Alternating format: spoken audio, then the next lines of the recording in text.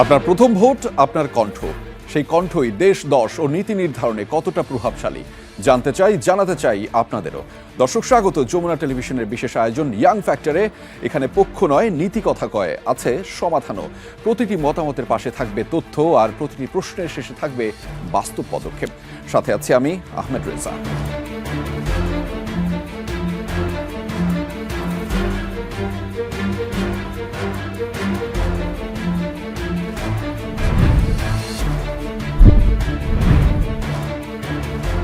দর্শক, 4 কোটিরও বেশি তরুণ ভোটার এবারের ত্রয়োদশ জাতীয় সংসদ নির্বাচনে প্রভাবক এবং নীতি নির্ধারক। তাদের ভোটেই নির্বাচিত হবে আগামীর প্রতিনিধি। কেমন প্রতিনিধি চান তারা, জানবো আজকের আয়োজনের মাধ্যমে। এবং সেটি জানাতে আমাদের সাথে বেশ কয়েকজন তরুণ এবং প্রথমবারের মতো ভোট দিতে যাওয়া নাগরিক আমাদের সাথে যুক্ত রয়েছেন, এবং তাদের সাথে কথা তো বলবোই। এবং তার সাথে যুক্ত রয়েছেন আমাদের সাথে দুজন সম্মানিত অতিথি, যাদের সাথে আগে পরিচয়টা আপনাদেরকে করিয়ে দিতে চাই। দর্শক, আজকের আয়োজনে আমাদের সম্মানিত অতিথি হিসেবে যুক্ত রয়েছেন দারুণ জনপ্রিয় সঙ্গীত শিল্পী আসিফ আকবর এবং সম্মানিত পরিচালক বিসিবি। স্বাগত আপনাকে ইয়াং ফ্যাক্টরে। নিশ্চয়ই ভালো আছেন? ভালো আছি জি। আমরা আপনাদের কাছ থেকে শুনবো তরুণরা আসলে কেন ফ্যাক্টর, এবং একই সাথে আমাদের সাথে যুক্ত রয়েছে আবু হেনা রনি, অ্যাক্টিভিস্ট ও স্ট্যান্ড আপ কমেডিয়ান। স্বাগত ইয়াং ফ্যাক্টরে। আপনাদের দুজনকে স্বাগত জানাচ্ছি আমাদের এই আয়োজনে, বিশেষ করে যেখানে তরুণরা কথা বলবে। আপনাদের মতামত সেখানে খুবই গুরুত্বপূর্ণ, এবং সেটিও জানাবো দর্শকদের। এবং দর্শক, তরুণরা যারা প্রথমবারের মতো ভোট দিতে যাচ্ছে, তাদের যে অংশ আমাদের সাথে যুক্ত রয়েছে, তাদের সাথে আপনাদের এই মুহূর্তে পরিচয় করিয়ে দিতে চাই। আমাদের সাথে যুক্ত রয়েছে ঢাকা বিশ্ববিদ্যালয় থেকে আরিফুর রহমান, যুক্ত রয়েছে সঞ্জিতা পারভিন জাহাঙ্গীরনগর বিশ্ববিদ্যালয় থেকে, একই সাথে যুক্ত রয়েছে সামিম রহমান রুদ্র ইন্ডিপেন্ডেন্ট ইউনিভার্সিটি অব বাংলাদেশ থেকে যুক্ত রয়েছেন, এবং যুক্ত রয়েছেন ইফফাত হোসেন তাজিম, শিক্ষার্থী জাহাঙ্গীরনগর বিশ্ববিদ্যালয়। আমাদের সাথে যুক্ত রয়েছে আসিয়া আক্তার রেমিজা, ঢাকা বিশ্ববিদ্যালয়ের। একই সাথে K M Hasan Mahmud, NSU অর্থাৎ নর্থ সাউথ বিশ্ববিদ্যালয় থেকে আপনারা যুক্ত হয়েছেন। আপনাদের মাধ্যমেই আসলে পুরো শুরুটা করতে চাই। কে এম হাসান মাহমুদ, আপনাকে দিয়ে শুরুটা করতে চাই। এবারের প্রথম ভোট দিতে যাচ্ছেন, দারুণ একটা এক্সাইটমেন্ট কাজ করছে নিশ্চয়ই, এবং সেই এক্সাইটমেন্টের মধ্যে আমি দুটা প্রশ্ন জানতে চাই। ঠিক কেন ভোট দিবেন, কি বদলটা করতে চান আপনি? প্রথমে বলি, আমার এনআইডি কার্ড আমি করেছি মেইনলি নির্বাচনে অংশগ্রহণের জন্য এবং একটি গণতান্ত্রিক সরকার আনার জন্য। আর নির্বাচন একটি বড় প্রভাবক আগামীর দেশের জন্য।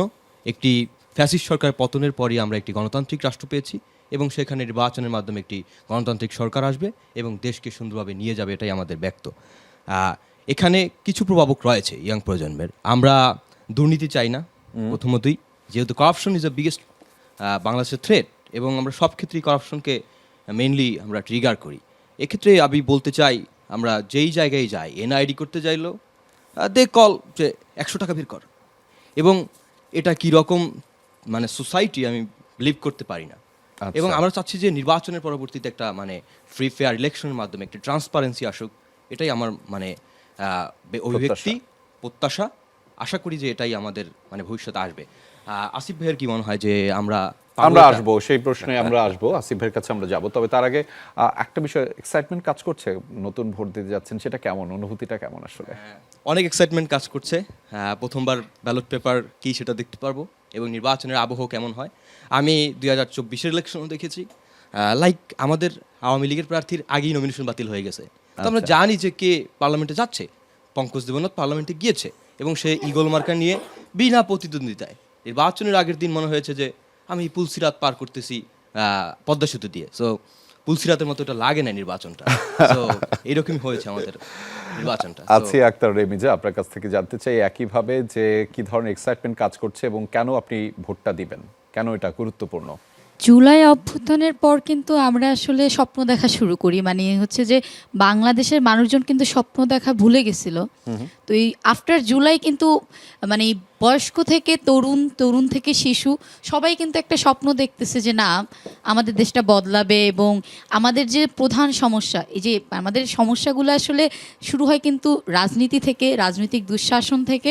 তো ওই জায়গাটা দিয়ে হচ্ছে যে আমাদের স্বপ্নটা ছিল যে আফটার জুলাই যে যারা ক্ষমতায় থাকে তাদের যে হচ্ছে যে জবাবদিহিতার জায়গাটা, ওটা জনগণের কাছে আরও ক্লিয়ার হবে, এবং তারা জনগণের কাছে বাধ্য থাকবে। এবং আমরা যে হচ্ছে সংবিধানের মাধ্যমে যে একদলীয় একপ্রান্তিক স্বৈরাচার কেন্দ্রিক যে একটা শাসন ব্যবস্থা দেখেছি, ওটার একটা বিলোপ হবে এবং আসলেই বাংলাদেশ রাষ্ট্রটা একটা জনকল্যাণমুখী রাষ্ট্র হতে পারবে। তো ওই জায়গাটা থেকে আসলে নির্বাচনটা অনেক গুরুত্বপূর্ণ, কারণ এই যে অন্তর্বর্তীকালীন সরকার, এটা তো কখনো পার্মানেন্ট সলিউশন না। আলটিমেটলি আমাদেরকে কিন্তু গণতন্ত্রের কাছেই ফেরত যেতে হবে এবং গণতন্ত্রের অনেকগুলো লুপহোল রয়েছে, কিন্তু এটাই আপাতত পক্ষে আমার কাছে বেস্ট অপশন। এটা হচ্ছে কথা। তো ওই জায়গা থেকে বেস্ট আউটকামটা আমাদের যদি বের করতে চাই, তাহলে একটা হচ্ছে যে কি, একটা সুষ্ঠু নিরপেক্ষ ভোট দরকার এবং জনগণের কাছে যে জবাবদিহিতার জায়গাটা, এটা ক্লিয়ার রাখা, এটা দরকার। এবং এই জন্যই আসলে ভোটটা দরকার। এবং যেহেতু আমরা এবার ভোটটা দিতে পারবো, তো এই জন্য আমি এক্সাইটেড এবং আমি দিন শেষে জনতার উপরে আস্থা রাখতে চাই। আসলে অনেক দিন পর জনগণ আসলে তার অধিকারটা পেয়েছে, তাকে কে শাসন করবে ওটা ঠিক করার। তো ওই জায়গা থেকে আমি আশা করি জনগণ তার যোগ্য প্রার্থীটা বেছে নেবে, কারণ এবার যদি জনগণ এটা বাছাই করতে আসলে ব্যর্থ হয়, তাহলে জনগণ আসলে অনেক কিছু হারাতে যাচ্ছে, অনেকটা পিছিয়ে যাবে, তো- ফলে জনতাই ক্ষমতা, রাইট? হ্যাঁ। সো আমরা একটু যেতে চাই, আমাদের সাথে আরো একজন যুক্ত রয়েছেন, ইফাত হোসেন তাজিম, শিক্ষার্থী, জাহাঙ্গীরনগর বিশ্ববিদ্যালয়। আপনার কাছ থেকে জানতে চাই ঠিক কেন ভোটটা দিবেন এবং এটা কেন গুরুত্বপূর্ণ? আচ্ছা, এবারের নির্বাচনটা আমাদের যে জেনারেশনটা আছে তার জন্য হচ্ছে অনেকেরই এটা হচ্ছে প্রথম ভোট। জি, তো যেহেতু আমরা অনেক বেশ কয়েকটা ঘটনা দেখেছি জুলাই গণ অভ্যুত্থানের পরে, এর মধ্যে অন্যতম হচ্ছে হাদি হত্যা। সো যেহেতু এরকম কয়েকটা ঘটনা দেখতে চাই, আমরা দেখতে চাই যে পরবর্তী সরকার আসলে তাদের পদক্ষেপগুলো কতটুকু তারা বাস্তবায়ন করছে। যেহেতু আমরা বিগত সরকার আমলে অনেক তাদের হচ্ছে সিদ্ধান্ত দেখেছি যেটা হচ্ছে বাস্তবায়ন করা হয়নি। সো আমরা ভোট দেওয়ার মাধ্যমে একটা সুষ্ঠু সরকার নির্বাচনের মাধ্যমে দেখতে চাই যে তারা কতটুকু হচ্ছে তাদের কথার সাথে বাস্তবায়ন মিল রেখেছে। জি। সামিম রহমান রুদ্র, কি বদলটা চান আপনার ভোটাধিকার প্রয়োগের মাধ্যমে? প্রথম কথা হচ্ছে যে মানে নাগরিক হিসেবে আমাদের আসলে নৈতিক যে দায়িত্ব এবং একমাত্র যে কর্তব্য সেটা হচ্ছে ভোটাধিকার দেওয়া। আমরা নাগরিকরা আসলে সংসদে যে হচ্ছে হয়তো বা পলিসি মেক করতে পারি না, কিন্তু আমরা যেটা করতে পারি সেটা হচ্ছে সংসদে কারা যাবে সেটা নির্ধারণ করতে পারি। জনগণ হিসেবে আমাদের একমাত্র যেই দায়িত্বটা থাকে সেটা হচ্ছে আমাদের যে একমাত্র পাওয়ার প্র্যাকটিস করা, সেটা হচ্ছে ভোট দেওয়া। এবং সেই ভোট দেওয়ার যে সুযোগটা সেটা এবার প্রথমবারের মতো আমরা পাচ্ছি। 24-এও ভোটার ছিলাম, কিন্তু আসলে সেই সময় আসলে ভোট দেওয়ার সুযোগ হয়নি অবশ্যই। কেন হয়নি? সেটা অবশ্যই হচ্ছে আমাদের উৎখাতিত যে সরকার ছিল, তাদের যে আসলে কুরুচিপূর্ণ একটা পাওয়ার প্র্যাকটিস ছিল, সেটার জন্য আসলে হয়নি। তবে এবার আমাদের কাছে প্রথমবারের মতো এই সুযোগটা এসেছে যে আসলে আমরা চাই এবং আমরা দেখতে চাই যাদেরকে যারা আমাদেরকে রিপ্রেজেন্ট করুক, তারা যেন সংসদে একটা কথা বলার জায়গা পাক এবং সেই কথা বলার জায়গা থেকে তারা যেন আমাদেরকে প্রতিনিধিত্ব করুক, যেমনটা করে আমরা চাই সেটি। ধন্যবাদ সামিম রহমান রুদ্র। আমি একটু যেতে চাই সঞ্জিতা পারভিন, আপনার কাছে ঠিক কেন ভোট দিবেন এবং কোন বদলটা আপনি করতে চান, কোন পরিবর্তনটা দেখতে চান আপনার ভোটাধিকার প্রয়োগের মাধ্যমে? ধন্যবাদ। আমাদের জুলাইয়ের পরপরই বা জুলাই থেকে আমাদের ইয়ুথদের যেই চাওয়া পাওয়াটা ছিল সেটা খুবই সাধারণ ছিল। আমরা চেয়েছি যে আমরা যাতে একটা দুর্নীতি না থাকে এরকম একটি রাষ্ট্র চেয়েছি, এবং আমাদের নারীদের যে নিরাপত্তা চেয়েছি, এবং আমরা চেয়েছি যে আমরা যারা গ্রাজুয়েশন কমপ্লিট করার পর একটা সুন্দর কর্মসংস্থান। তো আমাদের চাওয়া পাওয়াটা কিন্তু খুব একটা বেশি ছিল না। তো আমার কাছে আমি ভোট দিব এই কারণে যে আমার যে চাওয়া পাওয়াটা এইটা যাতে আমাদের পরবর্তী ইলেক্টেড যেই পার্সন যারা আসবেন, তো তারা যাতে এই বেসিক আমাদের যেই নিডটা এটা যাতে নিশ্চিত করেন। কারণ বেসিক নিডটা না থাকলে আসলে পরবর্তী আমরা যাই করি না কেন, তাহলে ওইটা তেমন একটা ইম্প্যাক্ট পড়বে না। তো আমার তাদের কাছে চাওয়া যে আমাদের যে বেসিক যে নিড এটা আগে পূরণ করা, লাইক আমাদের নারীদের নিরাপত্তা, সর্বোপরি পুরো বাংলাদেশের নিরাপত্তা, এবং এই দুর্নীতি থেকে যাতে আমাদেরকে সাহায্য করে বের হয়ে আসার জন্য, এটাই আমার কাছে চাওয়া। জি, আরিফুর রহমান। জি, আসসালামু আলাইকুম। আমি এক্সাইটেড দুটা বিষয়ে। প্রথমটা হচ্ছে আমরা বিগত সময় দেখছি যে আমাদের ভিন্ন মত পোষণ করা হতো আর কি, মানে ভিন্ন মত যারা পোষণ করতো তাদেরকে দমন করা হতো। তো আমার এটা ইচ্ছা বা আমার এটা চাওয়া যে মানে আমার কাছে মনে হয় যে এই ইলেকশনের মাধ্যমে আমরা এরকম একটা কালচার থেকে বের হয়ে আসতে পারবো যে এনিওয়ান যার একটা ভিন্ন পলিটিক্যাল মতাদর্শ থাকতে পারে, বা সে পলিটিক্যাল হোক অ্যাপলিটিক্যাল হোক, যেরকমই মতাদর্শ হোক, তাকে যেন গুম খুনের শিকার না হইতে হয় আর কি। আমার কাছে মনে হয় যে আমি যদি একটা প্রবলেম ফেস করি, আমি যেন যে কোনো জায়গায় মানে ফ্রিলি সেটা বলতে পারি আর কি। এটা আমি আমার প্রবলেমগুলা শেয়ার করতে পারে এবং এটা যেন মানে পরবর্তীতে যেন আমাকে যেন গুমের শিকার না হতে হয় আর কি। জি, এটা আমার কাছে মনে হয় আমি এটাই মানে কথাটা যেন বলতে পারেন। কথাটা যেন বলতে পারি। ধন্যবাদ, আপনার কথা শুনছিলাম এবং আমি একটু সম্মানিত অতিথি আপনাদের কাছে যেতে চাই। আমরা তরুণদের মতামত শুনছিলাম এবং সেখানে বেশ কিছু বিষয় উঠে এসেছে। বিশেষ করে তারা বলছিলেন যে তারা বাক স্বাধীনতাটা ফেরত চান। উনি চান তারা যদি সে কথা বলেন তাতে যেন তাকে গুম করা না হয়, তার বেসিক সমস্যাগুলো যেন দূর করা হয়, নারীর নিরাপত্তাটা যেন বাংলাদেশে থাকে এবং একই সাথে যে গবেষণা লব্ধ যে কাজ সেগুলো যেন বাড়ে এবং যারা নির্বাচিত হবেন তারা যেন জনগণের থাকেন। তো বিষয়গুলো অনেকভাবে আসছে, কিন্তু আমি দুটো প্রেক্ষাপট আপনাদের সামনে তুলে ধরতে চাই। এক হচ্ছে যে 2024 সাল পরবর্তী সময় অর্থাৎ 5 আগস্টের পরে যেই অবস্থা তৈরি হয়েছে, 5 আগস্টের মাধ্যমে বাংলাদেশে গণঅভ্যুত্থানের মাধ্যমে একটা বিরাট ধরনের পরিবর্তন হয়েছে এবং সেই পরিবর্তন নিয়ে আমরা নানান ধরনের কথা বলেছি। সেটি একটি পরিবর্তন এবং বর্তমান সময়ের যে নির্বাচনটা হচ্ছে সেই নির্বাচন অনেকটা কারণে গুরুত্বপূর্ণ। এক হচ্ছে যে 1400 যেই আমাদের যে শহীদ হয়েছেন তাদের লাশের উপর দাঁড়িয়ে এবারে নির্বাচন হতে যাচ্ছে এবং একই সাথে আমরা যেই একটু আগে উনি বলছিলেন যে গুম খুন যে নির্যাতন চলেছে সেই নির্যাতনের বিরোধিতা করে প্রতিবাদ জানিয়ে এবার নির্বাচন, এমন একটা পরিচয়ের নির্বাচনটা যেখানে তরুণদের প্রত্যাশা অনেক বেশি। কিন্তু আমরা দেখছি যে তরুণদের মতামতকে এখানে গুরুত্ব দেওয়া হচ্ছে না। উল্টো রাজনৈতিক দলগুলো বলছে তাহাজ্জুদ নামাজ পড়ে আপনি কি করবেন, কবরে কত নম্বর প্রশ্নে কি উত্তর থাকবে, সেই বিষয়গুলো যেগুলো তাদের মতামতের সাথে পুরোপুরি সাংঘর্ষিক। আসিফ ভাই, আপনার মূল্যায়নটা শুনতে চাই এমন ক্যাম্পেইন এবং তাদের মতামত। আপনি দুটোই সামনাসামনি দেখেছেন। Thank you Reza. আমি ধন্যবাদ জানাই আমাদের তরুণ তুর্কিদেরকে যারা বিভিন্ন বিশ্ববিদ্যালয়তে আজকে যমুনা টিভিতে আসছে এবং তাদের সাথে আমরা মিট করছি। ওয়েলকাম। রনিকেও ধন্যবাদ।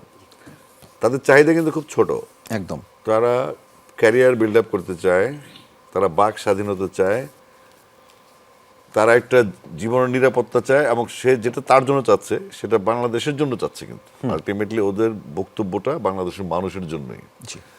তো এটা আমরাও চাইতাম, কিন্তু আমাদের গত 53 বছর স্বাধীনতা যদি ধরি এই কালচারটা, আর যদি 1757 সাল ধরি পলাশীর প্রান্তর, সেখানকার 240 বছরের গোলামি, তারপর পাকিস্তানের আন্ডারে, তারপরে পরোক্ষভাবে গত 53 বছর ভারতের আন্ডারে আমরা, মানে এখনও কিন্তু আমরা স্বাধীন না। আমার মনে হচ্ছে এই 24 জুলাইয়ের যে গণ অভ্যুত্থান এবং 36 জুলাইয়ের যে সফলতা ফ্যাসিস্ট হাসিনার পলায়নের মাধ্যমে যে একটা নতুন সূর্যের উদয় বাংলাদেশের আকাশে, সেটাও কোনো না কোনোভাবে আক্রান্ত। ওদের স্বপ্ন অনেক এবং ওদের অধিকার আদায়ের জন্য তাদের যেই মানসিক শক্তি সেটাও অনেক শক্তিশালী। সমস্যা হচ্ছে তারা তো আর জনজনের প্রতিদিন বলবে না, প্রত্যেক দিন বিপ্লব হবে না, প্রত্যেক দিন তারা তাদের কথাটা বলবে না। তাদের বক্তব্যগুলো কী ছিল সেগুলো বোঝার জন্য রাজনৈতিক দলগুলো কতটুকু প্রস্তুত। যেমন ছাত্র রাজনীতির কথা যদি বলি, তাদের মূল প্ল্যাটফর্ম ইউনিভার্সিটি থেকে আসে। তো এই ছাত্র রাজনীতির কাজটা কি? তারা কি সংসদে মানে ডাকসু জাকসু চাকসু ওখানে যাবে? ওখানে গিয়ে তারা কী করবে? ভবিষ্যৎ লিডারশিপের জন্য তারা প্রস্তুত হবে। আমরা কিন্তু কোনোভাবে কোনো ঐক্যমত দেখি না। একটা দল, একটা রাজনৈতিক দল যে একটা কাজ করে আর একটা দল এটা বিরোধিতা কমিটেডভাবে করছে। একটা জুলাই বিপ্লবের মূল মটো ছিল একটা ঐক্যবদ্ধ জাতি, একটা ঐক্যবদ্ধ পথ চলা, যেটার মাধ্যমে একটা জুলাই যে সনদটা আসছে সামনে, যে প্রশ্ন হচ্ছে গণভোট নিয়ে, তো এইগুলাকে ইমপ্লিমেন্ট করে মানুষের কাছে ক্ষমতা হস্তান্তর করে একটু শান্তিতে থাকা, এটা ছোটোখাটো ডিমান্ড। 4 কোটি নতুন ভোটার যারা এখানে আছে, আপনি প্রবাসী অনেক পোস্টাল ভোটের ইস্যু আছে, সেখানেও তরুণরাই কাজ করে। আমরা সবসময় দেখেছি 52 থেকে 71, 69, 90 এবং 24 সবসময় তরুণরা প্রাণ দিয়েছে। তারা পিচডালা রাস্তা রঙিন করেছে তাদের রক্তে, আর বেনিফিশিয়ারি হয়েছে সেই পুরনো ভূতগুলো, জিন্দাবাদের ভূত, যারা বার্ধক্যে গেল নিজেদেরকে মনে করে তারাই রাষ্ট্র। তারা কখনোই মানুষের এই তরুণদের পাস বোঝার চেষ্টা করে নাই, ছেলেটা মেয়েটা কী চায়, তাদের ক্যারিয়ারটা, এই ছোট্ট ছোট্ট চাহিদা। কিন্তু তো এই চাহিদাগুলোর দিকে নজর না দিলে যেটা হবে, 24 আন্দোলনটা একটা জিনিস শিখে গেছে, যদি ভবিষ্যতে যারা পাওয়ারে আসবে তারা কিন্তু একটা চ্যালেঞ্জে থাকবে, এবং অবশ্যই চ্যালেঞ্জে থাকবে। এটা যতক্ষণ মাথায় ঢুকবে, যত দ্রুত মাথায় ঢুকবে তত ভালো। কারণ আমরা যদি মনে করি যে 12ই ফেব্রুয়ারি নির্বাচনটা ফ্রি অ্যান্ড ফেয়ার হয়ে গেল, হওয়ার পরে কেউ না কেউ পাওয়ার আসলো, জোট বা কোনো অ্যালায়েন্স কিংবা কোনো পার্টি আসার পর তাদেরকে প্রথম ভাবতে হবে কেন 24-এর অভ্যুত্থানটা হয়েছে এবং পরবর্তীতে তারা কি ফেস করতে সেটা এটা তাদের মাথায় রাখতে হবে এবং এটা একদম ম্যান্ডেটরি কাজ। রনি ভাই কিছু অ্যাড করতে চান আপনি এই হ্যাঁ, প্রশ্নটাতে? আমি বলতে চাই যে যেগুলো চাইতে হচ্ছে এগুলো আসলে তো চাওয়ার নেই, তো আমাদের একেবারে অধিকার, এগুলো আগে থেকেই হয়ে আসার কথা। কিন্তু খেয়াল করে যে অন্য নির্বাচনের চেয়ে এবার একটু আলাদা।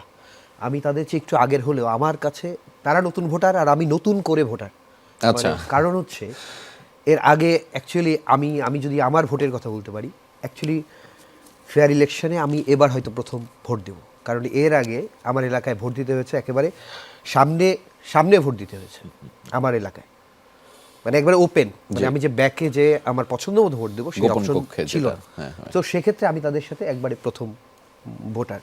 আর দ্বিতীয় হচ্ছে যে এবার যারা ভোটে আছে, মানে আমাদের প্রার্থীরা অনেককে আমরা আগে থেকে চেনা আছে, জি, অর্থাৎ তারা সেই জায়গাটা করেনি, যারা যা আমাদের চাহিদা তারা কিন্তু ছিল এক সময়, অনেকে ক্ষমতায় ছিলেন।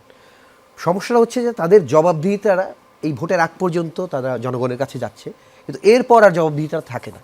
যারা ক্ষমতায় চলে যায় এরপর তাদেরকে আর ধরাছোঁয়ার মধ্যে আনা যায় না। সুতরাং আমাদের এই চাওয়া পাওয়া এটা ইলেকশনের পরে আর স্থিমিত হয়ে যায়, তারা বিভিন্নভাবে আমাদেরকে ডিভাইড করে ফেলে এবং আমরা তখন আর আমাদের এই যে অধিকারের কথাগুলো আর জোরালোভাবে বলতে পারি না।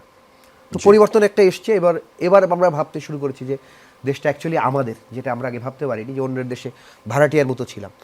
তো আমরা আসলে প্রত্যাশা আছি যে এবার যদি আমরা নির্বাচনের পর ধরতে পারি যে আপনি কিন্তু ইশতেহারে এটা বলেছিলেন, তো সেই জবাবদিহিতাটা যদি নিশ্চিত থাকে তাহলে আমরা আমাদের অধিকারগুলো পাবো। আমরা তারা যা যা বলছে যে আমাদের ইয়াংদের কর্মসংস্থান, নতুন উদ্যোক্তা তৈরি বা স্বাস্থ্য খাত সব কিছু, তো আসলে আমরা ধরতে পারবো কিনা সেই নিশ্চয়তা কে দেবে? সেই নিশ্চয়তা কে দিবে? কিন্তু সেই নিশ্চয়তার ক্ষেত্রে তারা বিভিন্ন ধরনের ক্যাম্পেইন করছে, বিভিন্ন রাজনৈতিক দলগুলো। সেই তাদের যে ক্যাম্পেইনে তরুণদের মতামত প্রতিফলিত হওয়ার কথা ছিল সেটি কি আসলে হচ্ছে?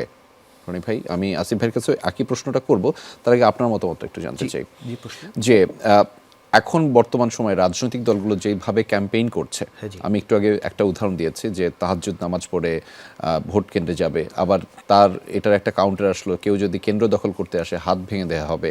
আরেকজন এসে বলল যে নারী নেতৃত্ব নিয়ে নানান ধরনের প্রশ্ন আছে এবং কবরে কয়টা প্রশ্ন থাকবে সেই নিয়ে এখন ব্যস্ততা। কিন্তু আমাদের তরুণরা বিশ্বমানের ভাবতে চায়, তারা ভাবতে চায়। দিন শেষে আসিফ ভাই একটা কথা বলেছেন যে ওনাদের যে ভাবনা এটা তো ওনাদের না, এটা বাংলাদেশের। মানে আপনি এই ক্যাম্পেইনের যেই কথাবার্তা আর ওনাদের মতামত, এটার সামঞ্জস্যটা কি দেখেন? না, আমি এই যে আপনি যেগুলো পয়েন্ট বললেন সেটার সাথে আমাদের কিন্তু, আমরা যারা ইয়াংরা, আমাদের সাথে কিন্তু এটা সাংঘর্ষিক। আমরা আসলে এইসব বিষয় নিয়ে আমাদের ভাবনা না, আমাদের আসলে এই যে বর্তমান সময়ের মানুষের মানে যে খাবার, যে স্বাস্থ্য খাত, আমাদের কর্মসংস্থান তৈরি, নারী নিরাপত্তা, আগে এই বেসিক জায়গাটা আমাদের বেঁচে থাকতে, আমাদের জীবনটা যেন একটা সুন্দর জীবন পাই, আমাদের আগে বেঁচে থাকাটা নিশ্চিত করতে হবে। এর পরের চিন্তা পরে, আগে বেঁচে থাকতে আমার সেই জায়গাটা আমি পাচ্ছি না। বেঁচে থাকতেই কথা আগে আমাদের সুন্দরভাবে একটা জীবন চাই আগে। আচ্ছা, ঠিক আছে। আমি আসিফ ভাই আপনাকে আমি কতগুলো শব্দ বলছি। একটা হচ্ছে চাকরি, বেকারত্ব, দুর্নীতি, শিক্ষা, নিরাপত্তা, জলবায়ু, ট্রান্সপোর্ট, সমান অধিকার, দুর্নীতি, লাল ফিতার দৌরত্ব, সিভিক সার্ভিস। প্রত্যেকটা শব্দের সাথে একটা দারুণ শব্দ আছে, সংকট। সংকট এবং সংকট। আমাদের চাকরি নিয়ে সংকট আছে, শিক্ষা নিয়ে সংকট আছে, নিরাপত্তা নিয়ে সংকট আছে, পরিবহন ব্যবস্থা নিয়ে সংকট আছে, নাগরিক সেবা থেকে সংকট আছে, এখনও লাল ফিতার দৌরত্ব কমে নাই, দুর্নীতির কথা নাই বা বললাম, সবাই আমরা সেটার ভুক্তভোগী। এগুলো কি আসলে কমানো সম্ভব? এবং সেখানে যদি তরুণদের অংশগ্রহণ বাড়ানো যায় তাহলে কি আরও বেশি দ্রুত করা সম্ভব কিনা, কি মনে হয় আপনার? আমার একটা এক্সপেকটেশন ছিল যে এবার ৩৬ জুলাইয়ের পরে হয়তো আমাদের রাজনৈতিক দলগুলোর মধ্যে একটা পরিবর্তন আসবে, যে তাদের দলে নির্বাচনের ক্ষেত্রে নতুন তরুণ প্রার্থীদেরকে দিবে এবং তরুণদের যে স্পিকার হবে, স্পোকসম্যান হবে তারা পার্লামেন্টে গিয়ে, সেটা কিন্তু দৃশ্যমান হয়নি। কারণ আমাদের নতুন ভোটার যদি ৪ কোটি হয়, টোটাল যদি ১২ কোটি ভোটারের মধ্যে নারী হয় 50% প্লাস। জি, 51% এবারের ভোটারের মধ্যে নারী। তাহলে 51% নারী ভোটার, এর মধ্যে প্রায় ৩৩ বা ৩৪% হচ্ছে ইয়াং ভোটার। জি, তো তো এদের জন্য যে ম্যানিফেস্টো আসা উচিত, যে ধরনের স্পিচ আসা উচিত, যে ধরনের ভিশনারি কথাবার্তা আসা উচিত, সেরকম কিছু আমরা দেখছি না কোনো দলের কাছ থেকে না। ট্র্যাডিশনাল কথাবার্তা হচ্ছে, এবং কাদা ছোড়াছুড়ির ক্ষেত্রে আসলে আমরা তরুণ প্রজন্মকে কী দেখাতে চাই, আমরা কতটা ব্যক্তিত্বশালী, আমরা বড় নেতা, আমরা বয়োজ্যেষ্ঠ নেতা, আমরা দলকে চালাই, দেশটাকে চালাই, কিন্তু এদের কাছে মেসেজ যাচ্ছে জোকারের মতো। একটা পলিটিক্যাল লিডার তাদের প্রতিদিন জোকার হয়ে যাচ্ছে, বড় নেতা, এটা বেফাস করা শুরু থেকে দেখতেছি, বিভিন্ন রকম কথাবার্তা মিডিয়ায় বলে, সেটা ঢাকার জন্য আরেকটা বেফাস কথা বলে, ওটা ঢাকার জন্য আরেকটা বলে। তো অর্থাৎ তরুণ প্রজন্ম তো বেকুব না, তো ওরা একটা আন্দোলন সংগ্রামের মাঝখানে আজ তাদের অবস্থান অ্যাপিলটা, তারা তাদের সক্ষমতা বা ক্ষমতায় তারা যাইতে পারে নাই, বা যাবে কিনা আদৌ আমি জানি না, কিন্তু তাদের যে আবেদনটা ছিল সেটা পর্যন্ত কোনো রাজনৈতিক দল এখন পর্যন্ত পৌঁছতে পারে নাই। এই কারণে আমি বারবার আশঙ্কা প্রকাশ করি বাংলাদেশ সবসময় এখন থেকে অস্থিতিশীল থাকবে। কারণ আপনি দেখেন, যদি আপনি শহীদ শরীফ ওসমান হাদির কথা বলেন, স্বাধীনতা যদি অর্জন হয় এক ধরনের জুলাইয়ের পরে, মানে ৭১-এর পর জুলাইকে ধরা একটা মাইলস্টোন আমাদের অধিকারের ক্ষেত্রে, দাবি আদায়ের ক্ষেত্রে। তো সেখানে একটা স্বাধীন দেশে একটা ছেলে রিক্সা দিয়ে যাচ্ছে নির্বাচনী ক্যাম্পে, জুম্মার নামাজের পরে তাকে প্রকাশ্য দিবালোকে খুন করে, খুনি আবার দেশের বাইরে পালায় চলে যায়। তো এটা তো একটা সিগন্যাল যে ও আজকে কথা বলে বেড়ে যাবে, কোনো গ্রেফতার নাই, কোনো রকম বিচারিক যে প্রক্রিয়া সেটা কোনো রকম ক্রিস্টালিটি নাই। তো আলটিমেটলি দেশটা যে ১৩ মাস, এই ইন্টারিম সরকারটা, আমি এই সরকারকে আসলে ব্যর্থই দেখছি, কোনোভাবে সফল দেখছি না। আমি বন্দর টন্দর ব্যবস্থাপনা একটা জিনিস হচ্ছে, ওগুলা হয়তো ইকোনমিতে কিছু ভালো ডেভেলপমেন্ট হচ্ছে এটা, কিন্তু বেসিক যে জিনিসটা আমার মনে হয় ইন্টারিম গভর্নমেন্ট টোটালি ফ্লপ। এটা একটা এনজিওর মতো ক্লাব হয়ে গেছে। উচিত ছিল আমাদের পার্লামেন্টের তরুণদের অংশগ্রহণ নিশ্চিত করা, কিংবা তাদের কাছে একটা হোপ দেওয়া যে আমরা যদি সংসদীয় কমিটিগুলো করি, কোনো ম্যানিফেস্টোতে কিন্তু আমরা তারুণ্য এদেরকে যাতে ভোট ব্যাংক হিসেবে কাউন্ট করা হয়েছে, যে তারুণ্যের ভোট, প্রথম ভোট তারুণ্যের, এটার পক্ষে হোক। বাট তাদের জন্য ভিশনারি কোনো কিছু আমি দেখিনি। ইনফ্যাক্ট ভিশনারি আর কি দেখতে চায় আমাদের তরুণরা, সেটি আমাদের সাথে যে দুজন এক্সপার্ট রয়েছেন তাদের মাধ্যমে আপনাদেরকে জানাবো। আপনাদের কারো কোনো প্রশ্ন থাকলে আপনারা আমাদের সম্মানিত অতিথিদের করতে পারেন। এখন আপনি একটু আগে বলছিলেন কিছু একটা বিষয় জানতে চান আপনি আসিফ আকবরের কাছে, সেই প্রশ্নটা এখন করতে পারেন। অন্য কারো প্রশ্ন থাকলে সেটিও প্রস্তুত রাখতে পারেন, আমরা ক্রমান্বয়ে শুনবো। আসিফ ভাইয়ের একটা কথা প্রথম ছিল যে ইন্টারিমের ব্যর্থতা, এটা এখন দিনের আলোর মতো পরিষ্কার। তাদের রাজনৈতিক ব্যর্থতা এবং তাদের দেশ পরিচালনায় ব্যর্থতা আমরা জনসম্মুখে দেখতে পেয়েছি। আমাদের শরীফ ওসমান হাদি ভাইকে যে হত্যা করা হয়েছে, এটা একটা ওয়েল ক্লিন, এবং এই ক্লিনের পিছনে কারা আছে সেটা আমরা এখন পর্যন্ত মানে কোনো ওয়েল এক্সিকিউটিভ কিছুই দেখতে পারিনি। তো এই সব বিষয় একটা মানে অযাচিত হত্যা বা অনিয়ন্ত্রিত হত্যা, আমি একটা কিছু বলছি, আমি এখন মিডিয়ার ছাত্র, আমি নিজেকে সেফ ফিল করতেছি না এই দেশে, যে আমি একটা কথা বলছি রাজনীতি সম্পর্কে, আমি বিএনপি সম্পর্কে কিছু বলছি, কিন্তু এইটা বলার পরে আপকামিং সরকার আসার পরে, জামাত বা বিএনপি আসার পরে আমি কি সেই মতামত প্রকাশের স্বাধীনতাটা পাবো, যে আমি বললে আমি শরীফ ওসমান হাদির মতো হত্যা হব না, বা সেফ থাকবো, আমি সেফ থাকবো, আমাকে হত্যা করা হবে না, এইটুক নিরাপত্তা কি সরকার দিতে পারবে আগামী সরকার? ইন্টারিমের সাথে নির্বাচিত সরকারের একটা পার্থক্য আছে। যেমন বাংলাদেশের ঢাকার রাস্তায় যে অটো, ওই যে ব্যাটারি চালিত যে রিক্সাগুলো, সেগুলো তো ফ্লাইওভার দিয়ে উঠে যায়, কখনো কখনো এক্সপ্রেসওয়েতে উঠে যায়। তো একটা সরকার একটা ব্যাটারি চালিত অটো কন্ট্রোল করতে পারে না, অনেক আহত নিহত হচ্ছে, কিন্তু অনেক পরিবার ধ্বংস হয়ে যাচ্ছে, পঙ্গু হচ্ছে, রাস্তা দিয়ে চলা যায় না কোনো রকম, মানে যানবাহনের যে ব্যবস্থাটা, তো দেশটার অবস্থা ঠিক এমন হচ্ছে। আজকে ওসমান হাদির বিষয়ে এটা একটা সিম্বলিক হয়ে গেল বাংলাদেশের জন্য, যে একটা এত বিপ্লবের পর একটা ইন্টারিম গভর্নমেন্টের সময় মোড়ে গুম, খুন, হত্যা কিন্তু বাকি নেই কোনো কিছু। তারপরে দলীয় চাঁদাবাজি বা বিভিন্ন মোড়কে কোনো কিছু কিন্তু সিস্টেমে নাই। তো আমি মনে করিনি যে এখনও আসলে জুলাইয়ের যে যুদ্ধটা, যেটা আমাদের স্বাধিকারের চাইতে বড় হচ্ছে অধিকার, আমাদের সুন্দর একটা বাংলাদেশের স্বপ্ন, আমার মনে হয় এই যুদ্ধটা চালু থাকবে। মানে তোমার বক্তব্যে যেটা আসছে সেটা আমি প্রতিফলন দেখতে পাচ্ছি না, বা ভবিষ্যতে কোনো সরকার সেটা করবে সেটা আমার মনে হচ্ছে না। সুতরাং তোমাদের স্বাধিকার অধিকারটা, আদায়ের অধিকারটা বা আন্দোলনটা চলতেই থাকবে। আচ্ছা, আমি একটু ইন্টারিমের যে ব্যর্থতা, পুরোপুরি দায় আমি তাদেরকে কিভাবে দিই, আমার একটু যেটা যোগ করতে চাই আমি গত 16 বছরে দেখেছি আমার বাড়ির পাশে একটা কনস্টেবল নিয়োগ হবে, সেই কনস্টেবল নিয়োগের ক্ষেত্রেও তার ব্যাকগ্রাউন্ড চেক করা হয়েছে, সে তার দলীয় তার পরিবারে কারা আছে তাকে প্রমাণ করতে হয়েছে যে সে ওই গভর্নমেন্টের ওই পলিটিক্সের সাথে জড়িত। তাহলে এই 16 বছরে যত নিয়োগ হয়েছে, একবারে কনস্টেবল যদি নিয়োগ হয় সেক্ষেত্রে এসপিওসি থেকে শুরু করে আরও যারা ক্যাডার বলেন সব জায়গায় কিন্তু ওই দলীয় নিয়োগটা ছিল। তাহলে সব জায়গায় কিন্তু ইন্টারিমে আশেপাশে কারা বসে আছে, তো তাহলে আপনার এ দায় তো তারা এড়াতে পারে না। ইন্টারিমে আমরা মাত্র কয়েকজন বাইরে থেকে নিরপেক্ষ ওইভাবে আর বসে, সবচেয়ে বড় বাকি তো কথা তারা। হচ্ছে ম্যাজিস্ট্রেসি পাওয়ার নিয়ে স্ট্রাইকিং ফোর্স হিসেবে সেনাবাহিনী আছে। একটা সেনাবাহিনীকে এতদিন ব্যারাকের বাইরে রাখা উচিত না, কারণ তাদের কিন্তু ডিসিপ্লিন লাইফ, তারা রাষ্ট্রীয় নিরাপত্তার জন্য কাজ করবে। তো সেনাবাহিনী মাঠে থাকা সত্ত্বেও আমাদের কিন্তু এই সমস্ত কিলিং, ছিনতাই, চাঁদাবাজি, অনিয়মগুলো মেনটেন করে যাচ্ছে না। আরেকটা যে এই যে চাঁদাবাজি যেটা বলছি, যে একদল একটা মার্কেট তৈরি করে দিয়ে গেছে, সেই জায়গায় দল পরিবর্তনের পর অন্যরা এসে সেই মার্কেটে সমপরিমাণ তুলছে কিংবা তার চেয়ে বেশি তুলছে। তো চেঞ্জ, এটা তো ইন্ট্রিমের ব্যর্থতা। চাঁদাবাজি ল এনফোর্সমেন্ট বাহিনী এটাকে নিয়ন্ত্রণ করবে, এটাকে কোনো দল নিয়ন্ত্রণ করবে না। আমরা কোনো দলকে এই ক্ষেত্রে দায়বদ্ধ করব না। যেটা মানুষ করছে সেই গায়ে পালে হা দেওয়া যাবে না, পালেতে তা দেওয়া যাবে না, কেননা এটা ল এনফোর্সমেন্ট বাহিনীর কাজ যে চাঁদাবাজ করছে তাকে গ্রেফতার করবে। এবং এখানে কেন আমরা দলকে এই গ্রেফতারটা করার পরে কি হয় সেটার সাইড এফেক্ট আমরা জানতে চাই, এটা তোমার কাছ থেকে তুমি কি দেখো?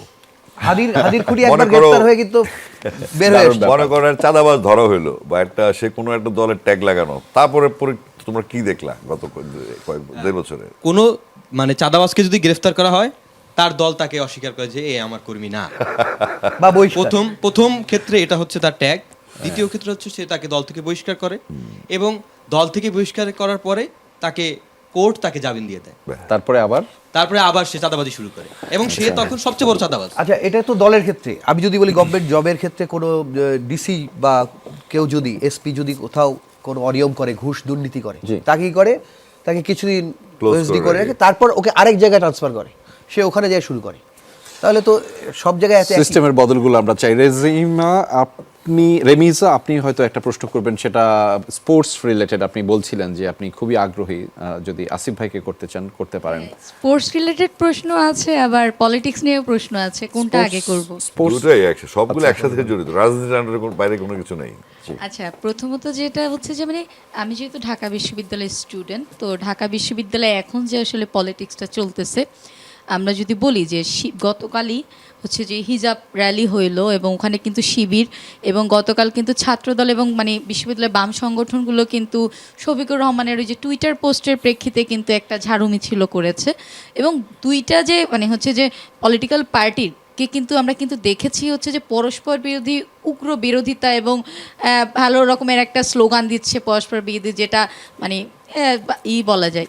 তো এই যে চলতেছে এখন, ধরেন ইন্টেরিয়াম দুই পক্ষই যা ইচ্ছা তা বলতে পারতেছে, তো পলিটিক্যাল গভর্নমেন্ট আসলে আমরা যে হচ্ছে যে রাজনৈতিক সহাবস্থানের যে কথাটা বলি, বা হচ্ছে যে আমরা যদি বলি যে হচ্ছে যে আগের সময়ে যে আওয়ামী লীগ আর বিএনপির মধ্যে যে একটা মানে চরম সম্পর্কের অধঃপতন, তো ওইটা তো আমরা কখনো চাই না, কারণ পলিটিক্যাল পার্টিগুলোর মধ্যে তো একটা সহাবস্থান দরকার। তো এটা আসলে কতটা আসলে ফিজিবল হতে যাচ্ছে, এটা একটা। এবং আমরা কিন্তু দেখতেছি যে বিরোধী পক্ষেরকে আসলে দমন করার জন্য আওয়ামী লীগ ন্যারেটিভগুলো কিন্তু ইউজ করতেছে বিপরীত পক্ষের জন্য, আবার অনেকেই কিন্তু নিজে ফিল্ডে নামছে না, প্রক্সি ব্যবহার করছে। তো এই জায়গাটা আসলে পলিটিক্যাল ফিল্ডটাকে আসলে অনেক বেশি আসলে কলুষিত করছে, এবং যে পরস্পর মানে পারস্পরিক যে অবিশ্বাসের জায়গাগুলো এগুলো, এবং একজন আরেকজনকে টলারেটই করতে পারতেছে না, এবং এই জায়গাগুলো কিন্তু আসলে আওয়ামী লীগকে আবার ব্যাক করার আসলে একটা সম্ভাবনা আমার কাছে লাগতেছে। তো এটা আসলে কতটা আসলে সম্পর্কিত, এবং আমরা কিন্তু দেখছি মানে বাংলাদেশের রাজনৈতিক বড় যে রাজনৈতিক দলগুলো, তারা কিন্তু সবাই আওয়ামী লীগের যে ভোট ব্যাংকটা সেটা তাদের দিকে টানার চেষ্টা করছে। তারা এক জায়গায় এসে বলতেছে যে না, আওয়ামী লীগের বিচার হইতে হবে, আবার আরেক জায়গায় যে বলতেছে তোমরা আমাদেরকেই ভোট দাও, আমরা তোমাদেরকে সেফটি দিব, এবং তোমরা আমাদের সাথে আসো, আমরা তোমাদের আপনজন, এরকম একটা দ্বিচারিতারই।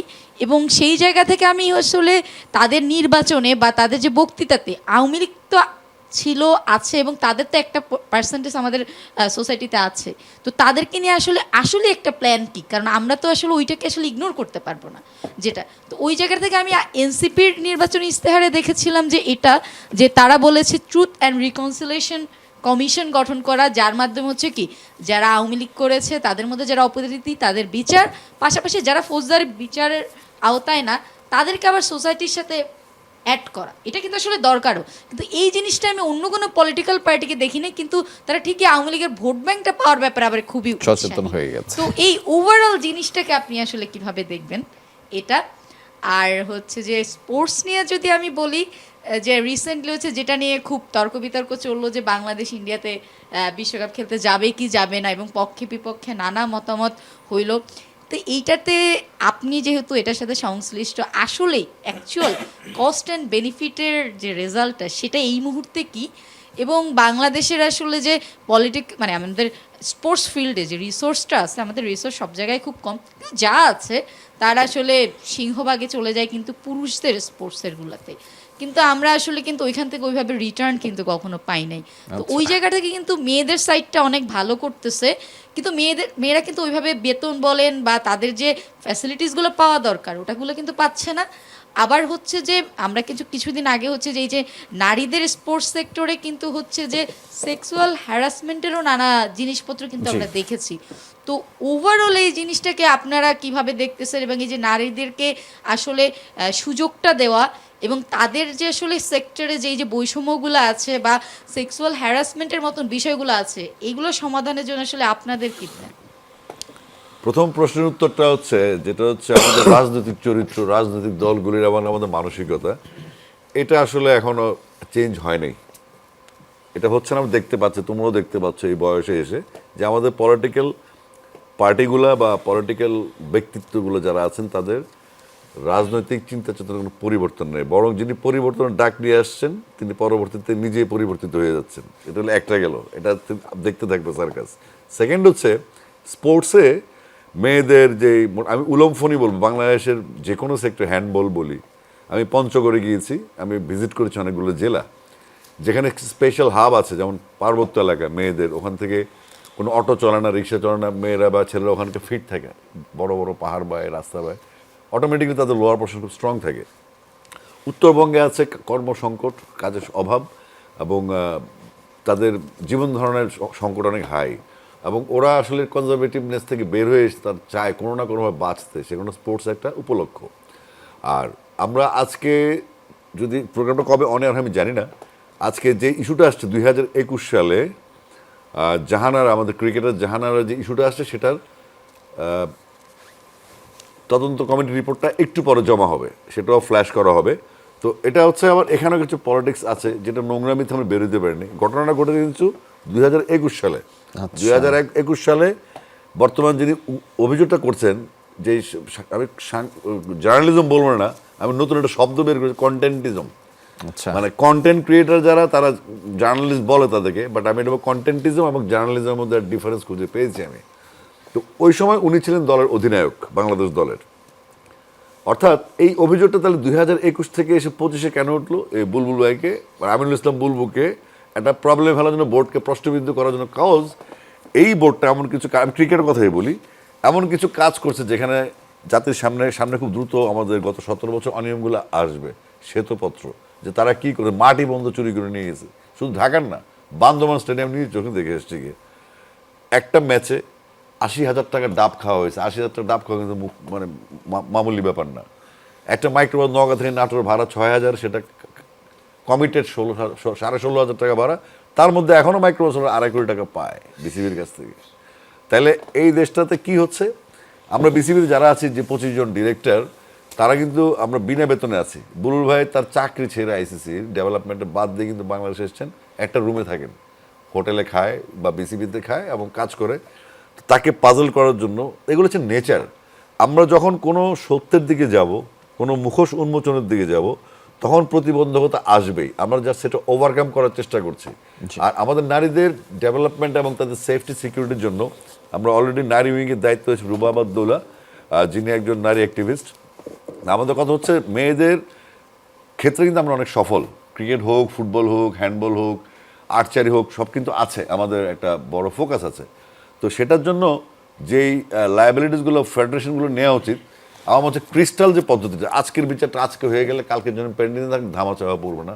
আমরা 21 সালের বিচার করতে গিয়ে অনেক এভিডেন্স পাওয়া যায় নাই, তারপর আমরা এটা, আর কালকে যদি কমপ্লেন হয় কালকে তো বিচারটা হবে না, এটা তো একটা তদন্ত প্রক্রিয়া থাকবে, হিয়ারিং থাকবে, তো সেক্ষেত্রে আবার অস্থির হয়ে যায় ওকে নিয়ে কেন এখন রেজাল্ট দেওয়া হচ্ছে না। এখন রেজাল্ট দেওয়া তারপর দেখি কী হয়।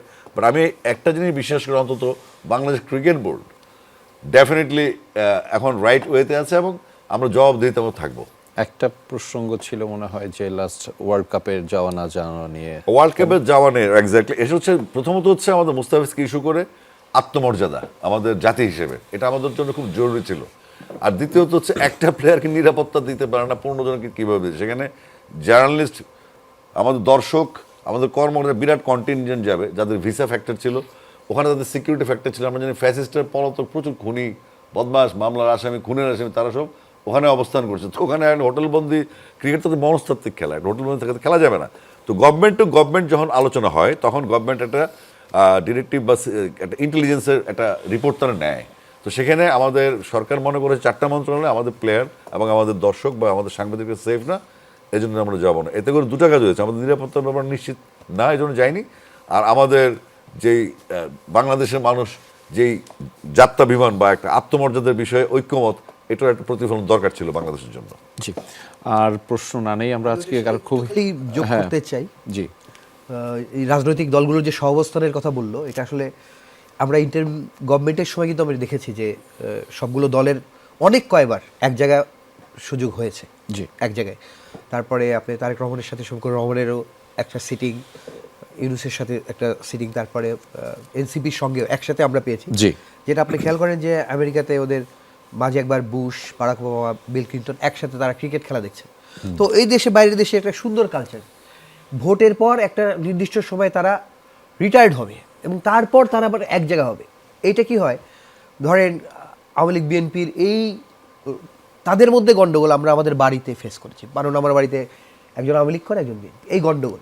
তো তাদের মধ্যে যদি মিল না থাকে, আমাদের কিন্তু চায়ের দোকানে কিন্তু আমার মারামারি হয়ে যায়। তো আমি যদি আসিফ ভাইকে এই ভোট উপলক্ষে বাজে কথা বলে ফেলি, উনি আমাকে বলে, তো এরপর কিন্তু ভোটের পর আমরা আর এক জায়গায় হতে পারবো না। খেয়াল করেন যে যেটুকু ঠিক ছিল, এই ভোটকে কেন্দ্র করে অলরেডি কাদা ছুড়াছুড়ি আবার শুরু হয়েছে।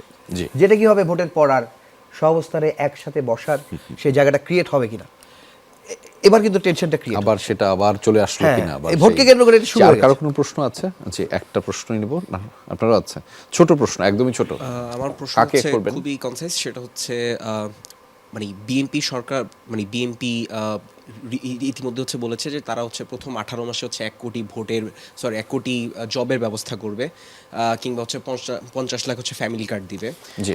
আবার জামাত ইসলামের পক্ষ থেকে এই ধরনের কোনো পলিসি এখন পর্যন্ত দেয়নি, কোনো মানে ইশতেহারের মধ্যে খুব বেশি একটা রিফ্লেকশন আসেনি যে হচ্ছে তারা তরুণ প্রজন্মের হচ্ছে চাকুরি কিংবা হচ্ছে অর্থনীতি কিংবা আইনে কি করবে। সেই ক্ষেত্রে যখন দুটো বড় রাজনৈতিক দলেরই অবস্থান হচ্ছে অস্পষ্ট, কারো কোনো নির্দিষ্ট পলিসি ম্যাপ নেই কিংবা রোড ম্যাপ নেই, তখন আমরা আরেকটা 24-এর দিকে হচ্ছে আবার সামনে চলে যাব কিনা, এটা হচ্ছে প্রশ্ন। কার কাছে? আসিফ ভাইয়ের কাছে। আচ্ছা, আসলে ম্যানিফেস্টো একরকম আর সরকার চালানো এক জিনিস। আমি মনে করি এটা আবার পক্ষপাতিত্ব হিসেবে নেওয়া যাবে না। বিএনপির কিন্তু রাষ্ট্র পরিচালনার অভিজ্ঞতা ব্যাপক, মানে সর্বোচ্চ বেশি সময় বাংলাদেশে। আর জামাত ইসলামী উত্থানটা যেটা উলম্ফন আমরা যেটা দেখছি, সেটা আমরা বিভিন্ন ছাত্র সংসদের ইস্যুতে বা জাতীয় নির্বাচনে কতটুকু প্রভাব বিস্তার হবে সেটা মুশকিল, কিন্তু রাষ্ট্র চালানোর যে অভিজ্ঞতা, তাহলে ম্যানিফেস্টো এবং কর্মকাণ্ড দেখলে বোঝা যায় যে বিএনপি ক্লিয়ারলি হেড রাষ্ট্র পরিচালনার অভিজ্ঞতার দিক থেকে। জামাত কখনো দেশ পরিচালনা করেনি, যেখানে তাদের কোনো ওইরকম ম্যানিফেস্টো নেই। অভিজ্ঞতা আছে, ব্যর্থতা কিন্তু অনেক আছে। আমি ব্যর্থ থাকবে, ব্যর্থ তো আছে, না থাকলে তো আর সারা জীবন ক্ষমতাই থাকতো, ক্ষমতাতে যাইতো না তো।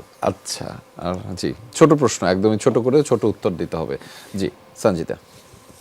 আমার একটা কোশ্চেন ছিল, আমরা তো বিভিন্ন ইশতেহার দেখি, বিশেষ করে এখন এই নির্বাচন পরবর্তী সময়ে, কিন্তু দেখা যায় একটা দল যখন চলে আসে তখন তারা এটার উপরে কোনো মানে তার মনেই থাকে না, আমি তো এই ইশতেহার দিছিলাম, আমি এটা এভাবে পূরণ করছি, এরকম নাই। তো আমার মনে হয় জবাবদিহিতা বিষয়টা থাকা উচিত। তো এইটা তারা এটা নিয়ে কি ভাবতেছে বা এটা কিভাবে ইনক্লুড করা যায়? তোমার প্রশ্নের উত্তরটা রুদ্র দিয়ে দিছে একটু আগে, আরেকটা জুলাইয়ের দিকে যাচ্ছে কিনা, শেষ, এটাই থ্রেট। রাইট, সো জবাবদিহিতা ওইভাবেই, যদি জবাবদিহিতা না দেয় তাহলে আরেকটা বিপ্লব হবে, এবং আপনারা বিপ্লব করতে তো আপনারা জানেন যে গোলামি না আপনারা কি করতে আজাদি। পারেন। জি, ছোট প্রশ্ন। আমার প্রশ্নটা আসিফ ভাইয়ের কাছেই, সেটা হচ্ছে যে বিএনপি বা জনাব তারেক রহমান সাহেব বলেছেন যে তিনি আওয়ামী লীগের বিচার করবেন। কিন্তু আমরা দেখতে পাচ্ছি যে আমাদের ক্যাম্পাসেই ছাত্রদলের নেতা বা আমাদের ভাই সাম্য ভাই তিনি হত্যা হয়েছে আর কি জি, তার। সাম্য। বিএনপি নিজের কর্মীরই হত্যার বিচারের জন্য উল্লেখযোগ্য কিছু করতে পারেনি, এটা আমার দৃষ্টিকোণ থেকে আমি দেখি নাই যে সাম্য ভাইয়ের হত্যার বিচারের জন্য তারা উল্লেখযোগ্য কিছু করেছে। তো কিভাবে বিএনপি আফটার ইলেকশন তারা এই বিচারিক পদ্ধতিটা বা বিচার করার যে কালচারটা ফিরিয়ে আনবে আর কি? আমার হিসেবে তারেক রহমান সাহেব প্রায় 17 বছর 18 বছর পর দেশে এসছেন এবং উনি ইংল্যান্ড থেকে যে রাজনীতিটা বাংলাদেশে করতেন সেটা আসার পর একটা বাস্তবতার মুখোমুখি হয়েছেন। কারণ বাংলাদেশে অনেক কুতুব আছে যাদের কথা ওনাকে শুনতে হয়। যেমন ধরি 8টা বিভাগ 8টা সাংগঠনিক সম্পাদক, প্রার্থী নির্বাচনের ক্ষেত্রে খুব গুরুত্বপূর্ণ ভূমিকা পালন। আমার মনে হচ্ছে উনি একটা ভলক্যানোর উপর আছে, এখন আগ্নেয়গিরির উপর আছে এবং ওনাকেই সিদ্ধান্ত নিতে হবে। উনি আপাতত অ্যাবজর্ব করছেন আমার মনে, যেটা মনে উনি ধৈর্য ধরছেন, দেখছেন, ডেফিনেটলি একটা পদক্ষেপ নেবেন। কিন্তু সাম্য হত্যা বা অতীতে আমাদের ছাত্র রাজনীতির বলি যেগুলো হয় বা ছাত্রদের যে নিহত হওয়ার ঘটনা ঘটে, এটা কখনোই আমরা ওভাবে বিচার দেখেছি বলে মনে হয় না। ইভেন তো আবরার ফাহাদ বা আমরা যে দর্জি বিশ্বজিতের কথাও বলি, তো সেক্ষেত্রে কিন্তু দৃশ্যমান কোনো বিচার আমরা এখন পর্যন্ত কোনো দেখিনি। তো সুতরাং এটার আওয়াজটা আসতে হবে এই প্ল্যাটফর্ম থেকে, যে আমরা বিচারগুলি চাই এবং এখানে আমাদেরকে একটা ঐক্যবদ্ধ প্ল্যাটফর্মে থাকতে হবে যেন বাধ্য হয় বিচারগুলি করতে। এখানে তারুণ্যের সংগ্রাম সবসময় চলে। নজরুল যখন 100 বছর আগে বিদ্রোহী লেগে গেছেন, ওনার মৃত্যুর 50 বছর পরে বিদ্রোহ টিকে আছে, এখন টিকে থাকতে হবে। এটা বড় কথা। একদম শেষ পর্যায়ে রয়েছে আমাদের আলোচনার এবং আমাদের শেষ প্রশ্ন আপনাদের সকলের জন্য কমন থাকবে। একটা প্রশ্ন আমি রুদ্র আপনাকে দিয়ে শুরুটা করতে চাই। সেই প্রশ্নটা হচ্ছে এমন যে আমি যদি হতাম প্রধানমন্ত্রী কি করতেন? 100 দিনের অ্যাকশন প্ল্যানে একটা বিষয়কে যদি প্রায়োরিটি দিতে হইতো, কি সেটা?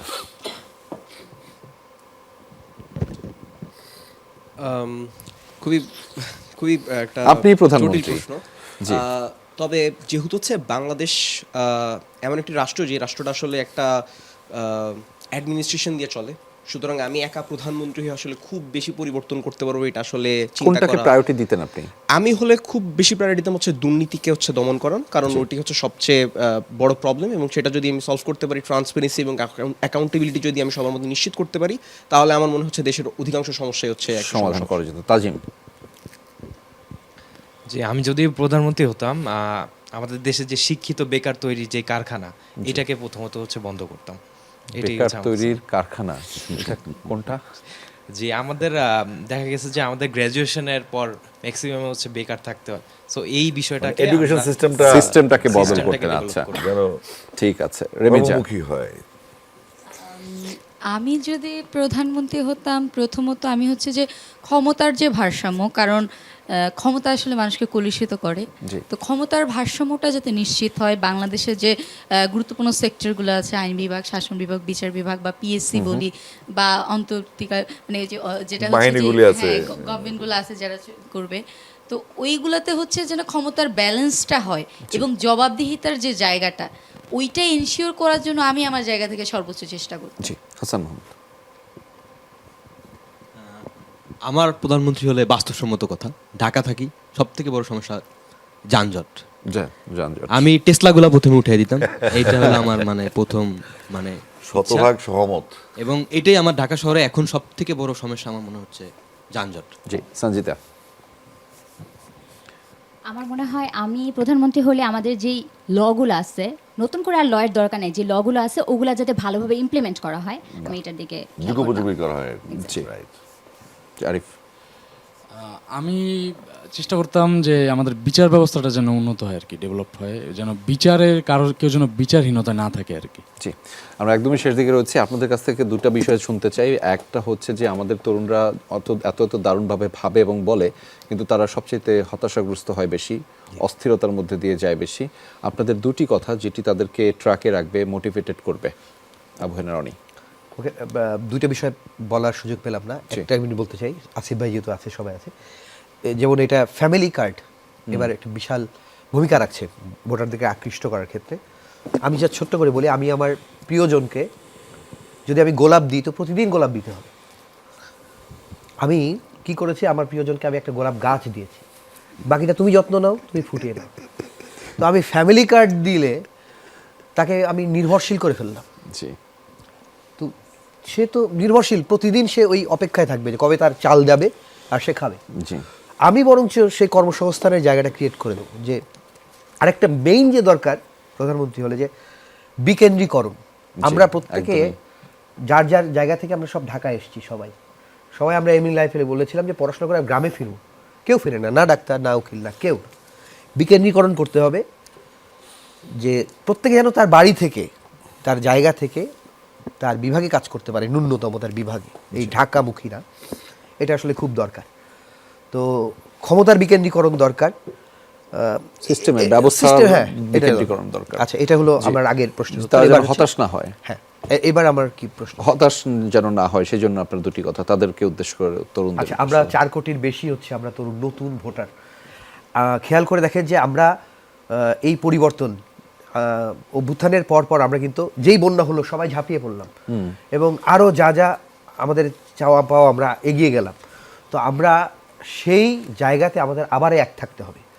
আমরা যেহেতু 16 বছর যে এক জায়গায় ছিল তাকে আমরা বিতাড়িত করতে পেরেছি, এরপর তো যে আসবে 5 বছরের জন্য, কোনো একজন যদি মনে হয় যে সে তার জায়গায় খুব বড় ধরনের অনিয়ম অত্যাচার করে ফেলেছে, আমরা খেয়াল রাখবো সেই 5 বছর যেন তাকে টিকতে না দিই। যদি সে বড় ধরনের কিছু করে, হোক জনপ্রতিনিধি, তো আমরা সেটাকেও যেন ফেলে দিতে পারি, আমরা সেই আন্দোলন যেন বজায় রাখতে পারি। আমরা আসিফ আমাদের ভাইয়ের কথার মাধ্যমে আমরা শেষ করবো। আসিফ ভাই, ওদের উদ্দেশ্যে যদি কিছু বলেন, তারা নানান সময় হতাশাগ্রস্ত হয়, ডিপ্রেশনে ভোগে, এবং তাদের মতামত প্রতিফলিত না হলে। ওদের বয়সটা তো আমরা পার হয়ে এসেছি। সমস্যা হলো যে লঙ্কায় সে হয়ে রাবণ, এই হাইব্রিড, চাটুকার, তেলবাজ, তোষামতকারী, এরা কিন্তু আবার বেড়ে গেছে। যেই 3টা ফেজে যদি দেশের কাজ হয়, একদল আন্দোলন করবে, এই আন্দোলনের ফসলে একদল শাসন করবে, শাসন করার পর ওই দলটা পালাই যাবে, ওই দলটা আবার আসবে, আবার মানুষ আন্দোলন করবে, ও আবার নির্বাচিত হবে, আবার সে পালাই যাবে। এই সার্কেল থেকে বাঁচতে হবে, এবং এটা তরুণ প্রজন্ম সবসময় ইগনোরড। এখানে তাদের কোনো মতামতের প্রায়োরিটি দেওয়া হয় না, বাট এখন সময় আসছে ওদিকে ছিনে নেয়ার, এবং তাদেরকে সবসময় কোনো রাজনৈতিক দল না, বাংলাদেশের পতাকা তলে থাকতে হবে একসাথে, জাতীয় দল। একটু খালি আমি একটা আমার যোগ করতে হাতে একদমই সময় নেই রনি ভাই, একদমই। আচ্ছা, ঠিক আছে, আমাদের একদমই সময় নেই। ধন্যবাদ আপনাদের সবাইকে যুক্ত হওয়ার জন্য আমাদের ইয়াং ফ্যাক্টর, এবং আমরা বিশ্বাস করি ইয়াংরা আসলেই ফ্যাক্টর। ধন্যবাদ আপনাদের সবাইকে আমাদের এই আয়োজনে যুক্ত হওয়ার জন্য। প্রিয় তরুণ, আপনাদের উদ্দেশ্যে একটা খোলা চিঠি রয়েছে। আসিফ ভাইয়ের কথা দিয়ে আমি সেই খোলা চিঠির উত্তরটা আপনাদেরকে দিতে চাই, জানাতে চাই আপনাদেরও। বিশেষ করে এই বাংলাদেশটা না আপনার, 56,000 বর্গমাইলের পুরো দেশটার মালিক আপনি। ফলে এই দেশটা কেমন হবে সেটির ভোটের মাধ্যমে সেই কথা কিন্তু আপনি জানান দিবেন, আপনার সিদ্ধান্তের মাধ্যমে। ফলে আর দেরি নয়, আপনি আপনার মতামতটা জানান ভোটের মাধ্যমে, এবং তার মাধ্যমেই আমাদের বাংলাদেশ বিনির্মাণ হবে। ধন্যবাদ সাথে থাকার জন্য।